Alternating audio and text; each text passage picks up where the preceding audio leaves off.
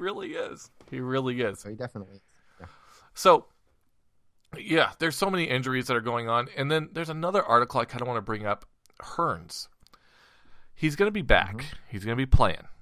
However, here's a thing we need to talk about. When is enough when it comes to concussions? We have this concussion movie coming out. He just got his bell rung. Stupidest movie ever, by the way. Did you see it? Oh, that seems like the most... I won't go do that. I would rather sit at home and read the worst book on the planet than go see that movie. It seems like a waste of, $20 to go see a movie. Now, you think I'm going to waste that on going to see Will Smith talking a funny accent about concussions? That sounds dumb. I want no part of that. Thanks. Well, Hearns is cleared to play, but listen to this. He literally has no memory of the play. I heard this. That sent him to the hospital. Brutal. Him and Ronda Rousey are getting along. This poor guy is literally going to be holding an Olympic torch, and everybody's going to be holding their breath in anticipation. Is he going to drop it? Just like Muhammad Ali. He says he plays the game with no fear. How many concussions has he had? In the NFL, only one, from what I understand. But be fine. This guy's made of steel. He had 4 in college, and we talk about concussions and all the things, and even the concussion movie. Get this right.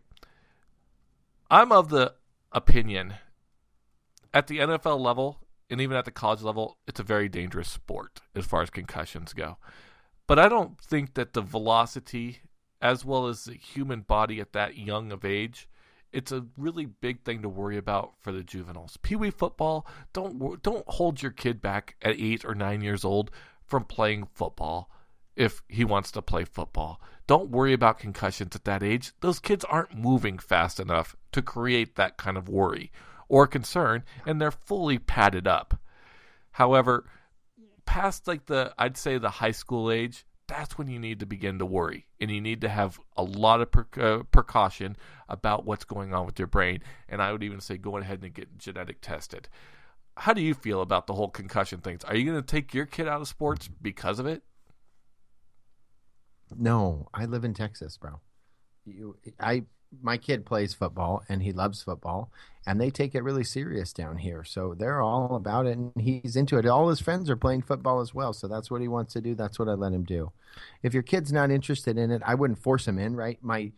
Here's a good story. I coached both of their teams the last couple of years, but my middle son Kingston played flag football, and I coached his team, and he was into it for a minute, and then couple games in, he was that kid that was on there that he'd run up to me, we'd get done with a play, and then when you're coaching flag football, you go out there and you're in the huddle with him, and you kind of direct him around and put him in position. He would run up to me and go, Dad, and I'd be like, yeah, okay, ready for a football question. Dad, are there snacks? Did you bring snacks? Is there snacks here with us? Is there food over? And I'll be like, yeah, son, yeah. We're in the middle of a play. What do you do?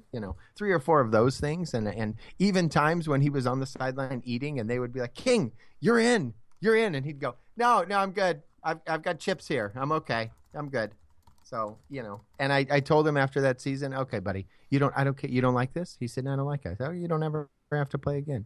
I'm not going to push him into it, but if they want to play, I'm not going to stop him from playing. My oldest son loves to play, and I'm not going to stop him from playing. Yeah, Matt, we just had a caller, and we lost him because I didn't want to cut you off in the process, and I don't know. I'm a little worried. Come on, bro. So, I talk too much. No. You're fine. You're fine. Caller, if you will call back, I will bring you in right now because we'd love to hear from you. Just go ahead and just call back. I just couldn't accept the call because I wasn't sure if there was going to be a lot of background noise or whatever. Go ahead, reach us back. We need the practice so we know how to handle these calls. And we don't get a lot of opportunity to learn these things. And here's the caller now.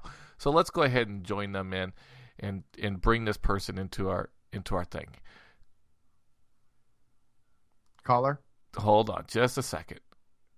Caller. Just a moment. Call. It's not working this way, so here we go. Caller, go ahead. You're live on the air. Hey, what's going on, guys? Christmas movie. We got to remember the 1980s film starring John Lithgow and Dudley Moore, Santa Claus. And also Christmas Vacation is another one, and the third one is Reindeer Games. Oh, I'm sorry. The caller said Reindeer Games as well as many other ones, and I appreciate the caller for calling in. I'm sorry, caller. I'm having a hard time figuring out how to connect the calls with us inside the Skype thing. We'll get it figured out. Thank you so much for calling, and I do Good apologize. call as well. That is a great call. Reindeer Games is a terrific holiday movie.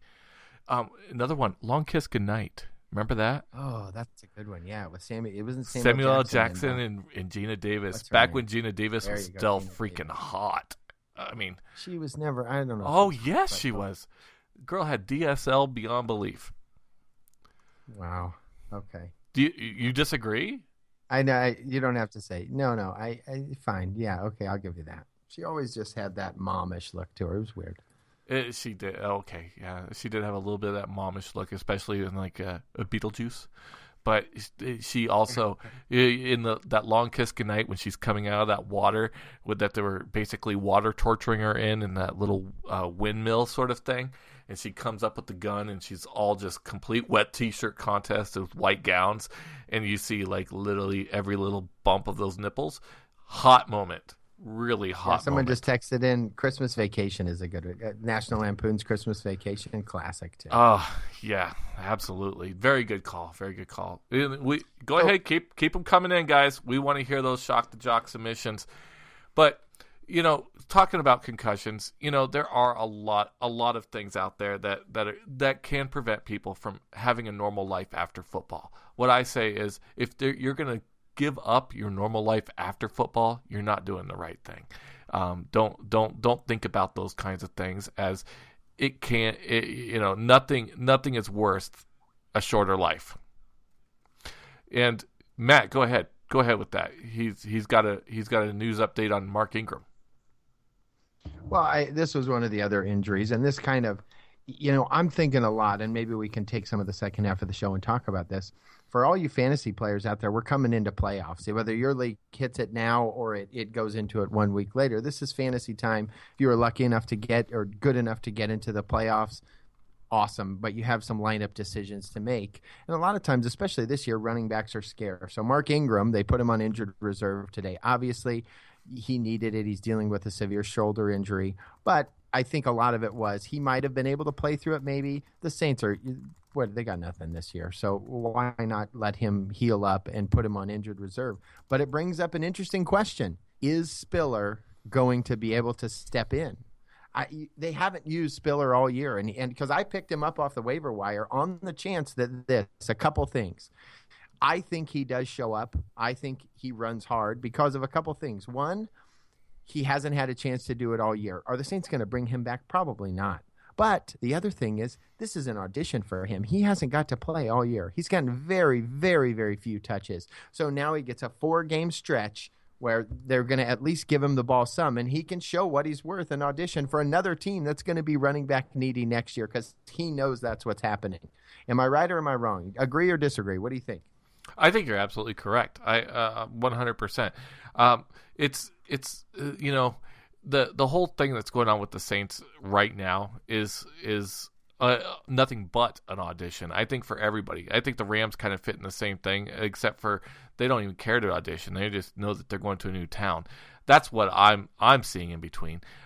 This and a lot of people are auditioning for new roles right now. Mike Pettin is either going to be auditioning for a new head coaching position, or so is Johnny Manziel, with him getting his first start in forever. Even people like Jimmy Clausen, who's getting reps for the Baltimore Ravens. He's looking for work because he's only on a 1-year contract. In fact, he actually started the year with the Bears. And Mark Ingram, on injured reserve. This is a terrible situation for him, as he is probably the only Alabama running back who has any level of success in the NFL at this point. Because I've already written Eddie Lacy off completely. But no way. That's the next thing we're talking about as well. But go on. But I don't know. I think that We got too many people who are just looking at their careers in the final 4 games of the season, and they're not really thinking about anything other than packing it in. And it's sad because there are tons of teams right now who have not been mathematically eliminated. And if you're a team that's like, I don't know, say 5-6 or 5-7, and you're packing it in already, shame on you. There's still a lot of opportunity to be had. You win. I don't think there's a lot of teams. I got to jump in here. I don't know if there's a ton of teams packing it in. The Rams, yeah, okay. I mean, that's fine. The Saints, I think they're probably, I mean, they played hard last week, so who knows? But I could give you that. But they're still, I mean, look at the crappy divisions. They're going to play their hearts out because every game matters. Whether it's the AFC South or it's, the NFC, what's the Giants division, the NFC East? Yeah, exactly. Yeah, those 8 teams are all playing their hearts out. Well, they're all under 500. They're all 2 games under 500. That's fine, but that's going to be competitive games that we get to watch, and every player on that team. We do have some teams that have called it in, but then the AFC playoff picture is wide open. Whether it's Pittsburgh or Buffalo or Houston, Kansas City, I mean, you have all these people just they're coming out, guns out. Going for it as hard as they can. You have a couple teams, that are calling it in, like we're talking about, but I still think there's going to be a lot of competitive games. And this year, more than any other, I think we're seeing more people that are in the hunt than we've seen in the past couple of years. So I think we're going to have a great last 4 games. Yeah, I tend to agree with you that there is going to be some last 4 games that are actually worthy of watching if you're not a Browns fan. However, you got player or teams like the Bears, and you got teams like the Dolphins, who are 5-7, and honestly still do have a chance at a possibility of a wild card. But you see them not playing with that same intensity like they have packed it in. The Dolphins seem like they packed it in when Philbin was fired. Well, of course they did. They're terrible. And then the Bears, what's up with them lately? I mean, they were showing real signs of life for a second, and then all of a sudden they're losing games that they shouldn't. And this makes me wonder. The Bears just aren't good. That one I think they're trying. They're just not that good. They're getting better. They don't have name one person on that defense. Conte, Chris, the strong safety, Conte. Yeah, okay. I mean, you did, but it's not like they're jumping off the page at you, right? Yeah, no, you're Pernell right. McPhee is their top defensive lineman is Pernell McPhee, and who knows? The only reason I know is because I picked him up on my fantasy team, and he's gotten a couple sacks. But I mean, they don't have all these pieces in place. They knew that was a building project to begin with. Miami, that was done early in the year. You're right. That's just a dumpster fire, and they're going to make some changes. I think this offseason is going to be excellent. But I think there's a lot of players that you have written off, and Eddie Lacy being one of them. Look, Lacy last week had a bad game. They benched him, right? He missed, showed up late for curfew, stayed out. McCarthy came out and said, me and Eddie Lacy had a good talk, and now they're talking him up. He's running hard. He's rejuvenated in practice. Maybe that's what he needed. Maybe he needed someone to chew him in the ass and say, hey, what are you doing here? You're in the National Football League. You want to play football or you want to go party with your friends? Which is it? You're going to act like a professional and stay in the NFL, or are you going to be a dipshit? So I think he steps it up, and I think you see, look, when Eddie Lacy's running hard, I think that gets that offense back in somewhat of sync. I think Jordy Nelson will make it a lot better, but it gives them that next dimension to their game. It does, and we got to get to break here in a second, but what you're saying is absolutely true, and we're going to be heading to break here in a few moments. And before we get to break, I want one more. Shock the Jock. We are getting them like left and right. From the 252, somebody tell me where the heck that's from.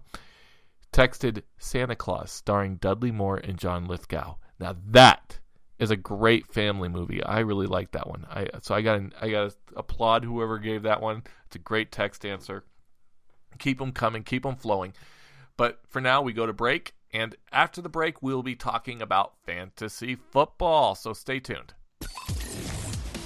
Finally, can we take a moment and stop listening to these idiots long enough to get the Cars for Kids jungle stuck in my head?